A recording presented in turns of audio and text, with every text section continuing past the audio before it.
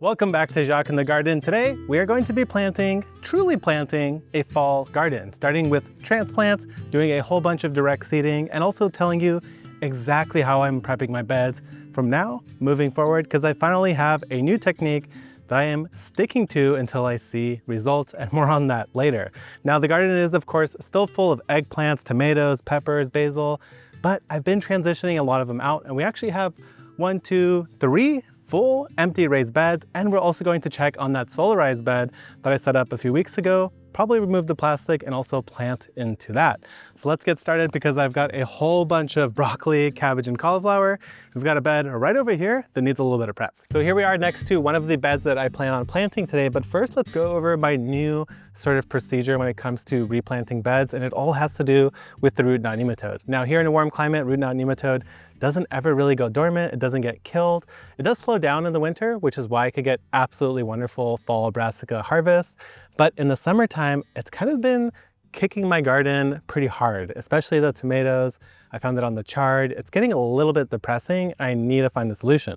So after a lot of research, basically I found that this is what I'm going to be doing. Now, what this is my own little blend of crab shell meal and neem cake meal. I took 2 4-pound boxes of crab shell meal, 1 5-pound box of neem, mix it all together, and this is going to be basically the fertilizer I use moving forward until I notice a reduction. And then after that, I will probably continue to use this, because the chitin in crab shell meal, and that's what makes crab shell chitin, is actually really good at attracting certain soil microorganisms that absolutely love to feast on and destroy nematodes. Now, the neem cake has an active compound azothractin that's also been shown to have some nematocytic properties, which means that it could kill nematodes basically. We're going to be applying this to any bed that we are flipping, and then I'm also going to be putting some in each planting hole of the plants so that it could be right on the root zone and destroy any root knot nematodes that want to touch my plants moving forward. So let's get started. First thing I actually want to do is move some of this. Actually, you know what? It's not enough straw. Let's go directly onto the straw. I'm just going to get this irrigation out of the way. We'll apply the fertilizer. I'm also going to be mixing this because I want it into the soil itself. Top it off with some fresh soil, and then we'll get to planting. Now we have the bed prepped, and let's get to planting. Now, I say this every year, but this year I'm actually going to do it. And that is that I will space things out appropriately. I am not going to be cramming as much this coming winter. I want to give these things the opportunity to really grow in, because I'm going to be leaving them from now, September, all the way out until very likely March, April. So I'm expecting a very long harvest window on things like broccoli. So in this case, what I'm going to be doing is I'm going to use these 2 bolt holes. That's 1 foot away. I'm going to plant 1 right there. So that's going to be 1. I'm going to do the same thing right here. So that's number 2. And then in the middle, I'm also going to do 1. And then on this edge as well, 1 foot in from either corner, I'm also going to be putting 1. So in this case, I'm only fitting in 4 primary plants. Now, of course, in this area, everywhere in between, I could put other things like lettuce, and maybe we'll actually do that. So what I want to do is I'm going to be putting in the broccoli, and this is a variety called Green Magic. This is the one that I grew through the summer that performed really, really remarkably. And I know it's going to do great at this time of year as well. And of course, I am never planting again without putting some crab shell meal in the hole. So let's get this hole at the right depth. I'm actually probably gonna go a little extra deep just to anchor the plant a little bit extra. And we're gonna go in with 2 tablespoons for each planting hole. Get that guy in there, and there we go. The first true fall planting for the year, for me at least. Let's get these last 3 in. So now the broccoli is in the ground, but there is one absolutely critical thing that we have to do, and that is put a barrier. I am not messing around at this time of year. It is way too precious, way too sad to lose a seedling at this point in the season. And especially right now, this is basically the most active time for the little white moths and butterflies, the cabbage caterpillars that come and destroy your brassica plants. So that is why I am caging each and every one. I want to make it basically a barrier so that that moth cannot actually get on the leaves. Now, I don't know if they'll actually get on the leaves if they're just touching the edge. I doubt it. I think they normally want to land on it. And the other thing is rodents. At this time of year, there's a lot of hungry little rats and mice running around.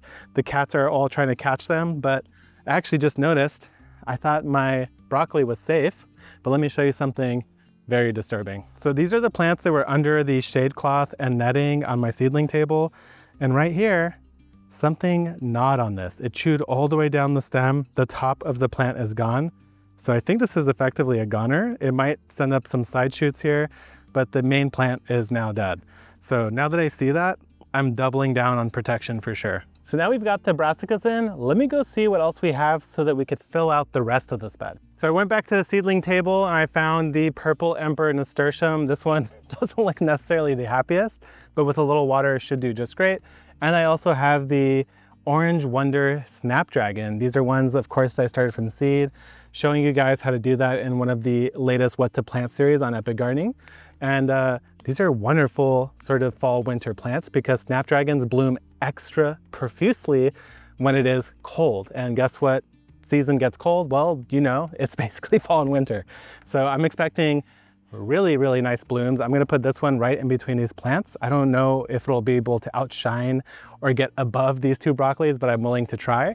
And then I also wanna put my nasturtium right here on the edge. Now the idea for that, of course, the purple emperor, beautiful purple color, is that I want it to trail off the edge of this bed and create a lush carpet of purple hanging off the end. So I'm gonna put one there. I'm also probably, you know what? I'm gonna just go ahead and put one on this corner as well. I'm just gonna make this bed the purple emperor bed basically. And then I was actually at the nursery to buy that crab shell meal and neem cake. And the local nurseries, at least here in San Diego, are very well stocked with not just lettuce, but they had a bunch of cauliflower, broccoli. So if you did not start your stuff from seed, do not worry. You could go to your local nursery. There's a chance they will be very well stocked, especially right now at the early onset, right before fall. That's usually the best time to go grab some seedlings. And it's also, of course, the best time to plant. So what I want to do here is I want to fill in some of this dead space with the lettuce. The lettuce, of course, will grow much faster than the broccoli. So by the time I harvest out all of this lettuce, the broccoli will then be quite large. And at that point, it'll not be in the way anymore. So that way I could get a harvest out of here. And then think about how big a broccoli plant gets. It will fill this whole area out. But for now, it's just a little seedling. So instead of wasting the space with nothing, we might as well get a free little harvest of lettuce. I'm gonna grab the hose, water this in, and then let's go plant some carrots. So you might recognize this bed from the last video. This is actually where I harvested out my summer broccoli and my giant Mexican sunflowers from. And it did get amended at the time, but of course, now with my new protocol, I went through, added some crab shell meal and neem cake all throughout here, and then I deeply watered it. When it comes to carrots, the most important thing by far is having moist soil. If the seed dries out for even like an hour or one day, it is done, it'll never germinate, and your whole ride is over. And it takes 2 weeks to germinate carrots. So it is a dangerous little game. You wanna definitely make sure that you upfront prepare to make sure that your area is well watered, that you're going to keep it well watered until you see germination. But we also have some tricks to help us with that. Now, the first thing I want to do is point out that there are 1, 2, 3, 4 lines in here. And I'm going to use these as my planting lines. And I want them to be as straight as possible. So what I'm going to do is get this board and I'm just going to simply make a little divot or depression right next to where that drip line is. The idea here is that this will of course help make sure that those carrots still stay well watered because the water is going to be right on top of them via the drip line. And it's also just going to make it very easy for me to organize this bed. I'm going to do that to each one of these drip lines now. And since I am now officially paranoid, I'm also going to do a very light sprinkling of the crab meal directly in the trench so that those carrots actually have direct chitin contact with their taproot. Hopefully this doesn't backfire by being too much fertility, but since this is a crab shell meal, it has to break down before it actually becomes fertilizer. So I'm not actually too worried about this. Now it's time to get some carrot seed in the ground. I have 3 different varieties here. I have the Danvers 126. This is a split resistant one. This is actually more ideal for in-ground like clay, but it's a packet I have and they're delicious, so why not? And then I have the Shin Kuroda. It's supposed to be a good storage carrot. It's supposed to be nice and sweet, a little bit of orange to it. And then we've got the Little Fingers, which are just cute little snacking carrots. I'm going to put the Little Fingers in the back because they have the quickest days to maturity, and that will get the most shade as the sun starts to set behind the wall over here. So let's go ahead and get that going. Actually, I'm going to go ahead and just do the whole Shin Kuroda packet. It's slightly more seed than the last one, so I know I'll have enough for both these front trenches. So now the other thing when it comes to carrots is that they are very small seeds. Now, obviously we do want to make sure that they are buried in some amount of soil because they need darkness to actually germinate. So instead of just kind of trying to bury them with a perfect amount of soil, what I decided to go for, since I already have a trench, that's where water will always settle, I'm gonna just water this and hope that some soil washes into the trench and actually anchors all that seed directly into it. I think this works. I don't see why it wouldn't. And we'll find out basically. So let me grab the hose. I actually think that watering in technique worked beautifully. I don't see any seed sitting on the surface here. Everything appears to be buried. I have the drip line set right into the trench now, so that should also help with the germination. And the last thing I want to do here, especially since it's still technically summer and still quite warm, is entirely cover this bed. If we cover it entirely, we don't have to stress about watering because it's going to trap all the moisture, the humidity, and all we have to do is remember to come back and remove the cover. Now in this case, I actually literally found this on the street after trash day. I think somebody tried to fit it in their blue bin and basically it didn't fit and it blew away. So I just went ahead and took it. It's a nice clean piece of cardboard. And this is again going to block the sun to keep the evaporation down. And it's also just going to block the soil and keep all the moisture in. So I'm gonna put some rocks on this. And all we have to do now is basically come back after 7 days, check. If you see any amount of sprouts, remove the cardboard, come back every day after that until you see a sprout. As soon as you see any sprout, take off the cover because then they want full sun. We don't want to stunt them or then bleach them by basically surprising them with a ridiculous amount of sun. So this should work out great. Now, let's go move on to another bed that needs to get planted. It's actually going to be the Solarized bed. After 3 weeks of solarizing, I finally decided it was time to move on. As we approach fall, there's just less sunlight, so the solarizing becomes less effective over time. And 3 weeks is probably about the max I could really get anything useful out of it. Now, I did measure the temperature a couple times. It was over 120 degrees. Just today, when I took off the plastic, it was sitting right under that. And realistically, we would want to have gone to 140 degrees. So that's why it's so important that you really do it in the middle of summer instead of towards the end of summer. But we probably still had some effect. First of all, everything is broken down. Whatever material I put in here, like all that marigold, there is no signs of real plant matter left. It's just kind of broken down sort of brown bits. Now, I think I also cooked a lot of the roots that might have had the nematodes, at least hopefully. But of course, it's probably not ultimately effective because the nematodes can just go a little bit deeper where the soil really cools down substantially and they will probably survive. So instead, took off the plastic, I put a whole bunch of that crab shell and neem seed meal, mixed it in, watered it, and now it's time to plant.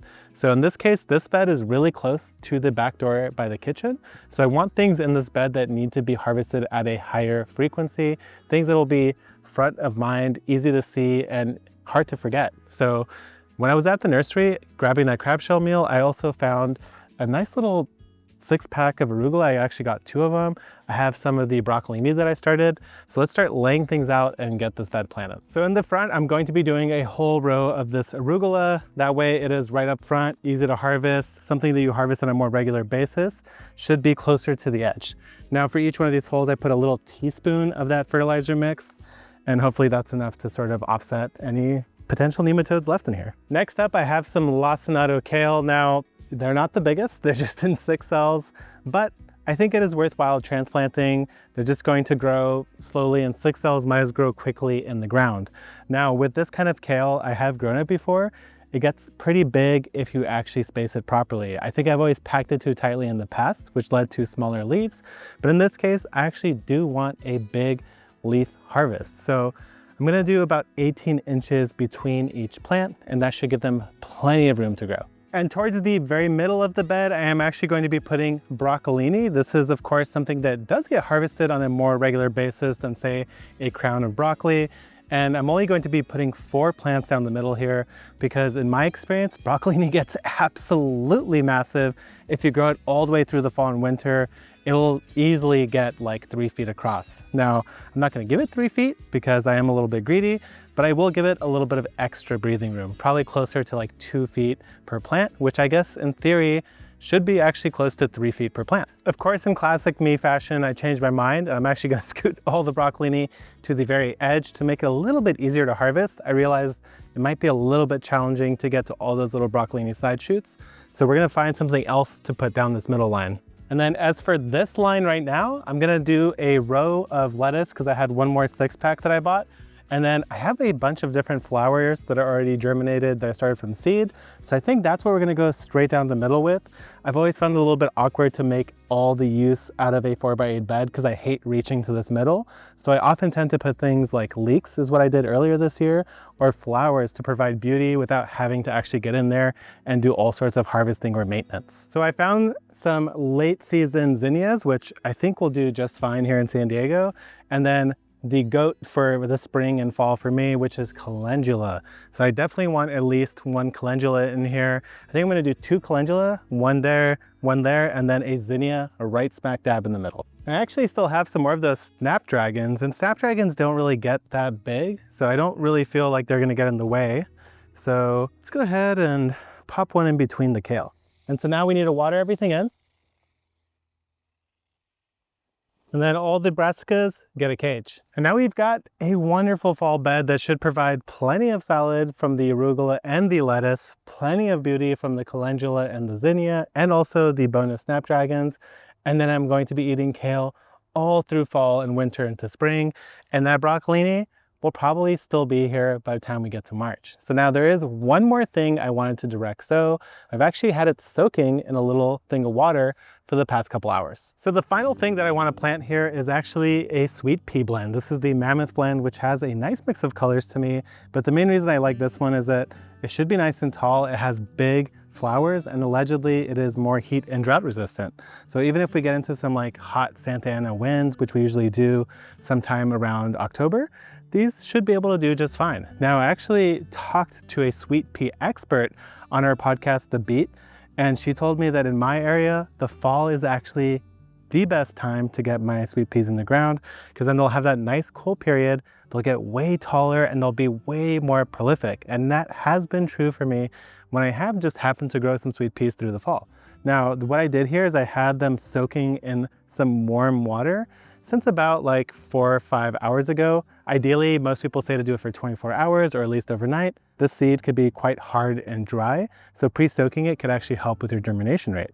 Now, I'm gonna go ahead and get these all in the ground here. I'm gonna just go ahead and put one for each one of these little barbs here on the fence, and then I'll probably thin them down to every other. This is just to make sure that I get a really good germination rate, because again, when you are doing things in the fall, you really wanna make sure you get it right. Sunlight is decreasing every single day, basically up until we get to spring.